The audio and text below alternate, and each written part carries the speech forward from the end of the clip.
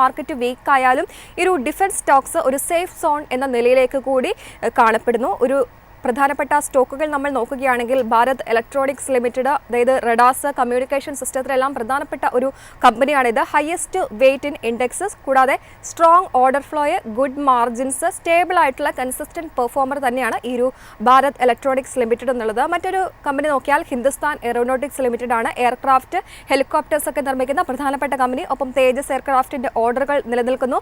Long time ആയിട്ടുള്ള ഗവൺമെന്റുമായുള്ള orders, contracts ഇതെല്ലാം തന്നെ ഈ കമ്പനിക്ക് പോസിറ്റീവാണ്. കൂടാതെ സോളാർ ഇൻഡസ്ട്രീസ് ഇന്ത്യ എന്നത് മറ്റൊരു പ്രധാനപ്പെട്ട കമ്പനിയാണ്. ഈ ഒരു ഡിഫൻസ് സെക്ടറിൽ വരുന്ന എക്സ്പ്ലോസീവ്സ്, മിസൈൽ മെറ്റീരിയൽസ് തുടങ്ങിയവയൊക്കെയാണ് ഈ കമ്പനിയുടെ പ്രധാനപ്പെട്ട ബിസിനസ് സെഗ്മെന്റായിട്ട് വരുന്നത്.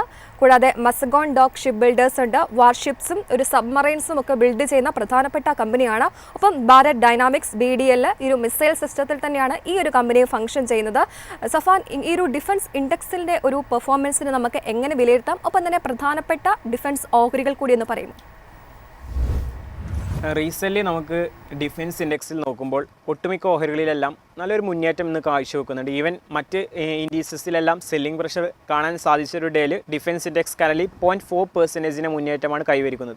അതിലുപരി ഡിഫൻസ് ഓഹരികളിൽ ശരിക്കും മൊമെൻ്റ് വന്നത് ഫസ്റ്റ് ഏപ്രിലാണ്. റീസെൻ്റ്ലി ഫസ്റ്റ് ഏപ്രിൽ തന്നെ ഒട്ടുമിക്ക കീ ഡ്രൈവൺ ഫോഴ്സായ പല ഓഹരികളിലും നല്ലൊരു മൊമെൻ്റ് പിക്കപ്പ് കാണാൻ സാധിച്ചിട്ടുണ്ടായിരുന്നു. എക്സാക്റ്റ് പറയുകയാണെങ്കിൽ ട്രെൻഡ് റിവേഴ്സൽ പാറ്റേൺ ആയ മോർണിംഗ് സ്റ്റാർ പാറ്റേൺ നമുക്ക് മെസഗൺ ഡോക്ക്, അതുപോലെ കൊച്ചി ഷിപ്പ് യാർഡ്, അങ്ങനെ ഷിപ്പ് ബിൽഡേഴ്സ് സ്റ്റോക്സിലെല്ലാം ഫസ്റ്റ് ഏപ്രിൽ നമുക്ക് കാണാൻ സാധിച്ചിട്ടുണ്ടായിരുന്നു. കറൻലി ഈ ഒരു മേഖലയിലെ ഓഹരികൾ കൺസിഡർ ചെയ്യുമ്പോൾ may be Mazagon dock shipbuilders ഈ ഒരു റാലിയെ ലീഡ് ചെയ്യാനുള്ള ഒരു പോസിബിലിറ്റി ഉണ്ട്. ഇന്ന് 1.3% മുന്നേറ്റമാണ് ഈ ഒരു ഓഹരിയിൽ കാണാൻ സാധിക്കുന്നത്. അതിലുപരി spiking volume action, current up volume last 5 ഡേയ്സിലുണ്ടായിരുന്ന ഡൗൺ വോളിയത്തേക്കാൾ കൂടുതലാണ്. അതായത് ഒരു പോക്കറ്റ് പിവറ്റ് വോളിയം ആക്ഷൻ തന്നെ ഈ ഒരു ഓഹരിയിൽ ഫോം ചെയ്തിട്ടുണ്ട്. കറൻലി ഒരു ട്രെൻഡ് ലൈൻ ബ്രേക്ക്ഔട്ട് ക്യാനലാണ് ഇന്ന് ഫോം ചെയ്തിട്ടുള്ളത്. അതുകൊണ്ട് തന്നെ ഈ ഒരു റാലിയെ ലീഡ് ചെയ്യാൻ മാസ്റ്റോക്ക് തയ്യാറായിരിക്കുന്നു എന്നതാണ് പല അനലിസ്റ്റുകളും പങ്കുവെക്കുന്നത്. ഇനി ഡിഫൻസ് ഇൻഡെക്സിലേക്ക് വരുമ്പോൾ കറൻലി നല്ലൊരു മൊമെൻറ്റം കാണാൻ സാധിക്കുന്നുണ്ട്. കറൻലി ഒരു സ്ട്രോങ് റേഞ്ച് കൺസോൾട്ടേഷൻ സ്റ്റേറ്റിലാണ് ഈ ഒരു മേഖല ട്രേഡ് ചെയ്യുന്നത്. 8349 എന്നത്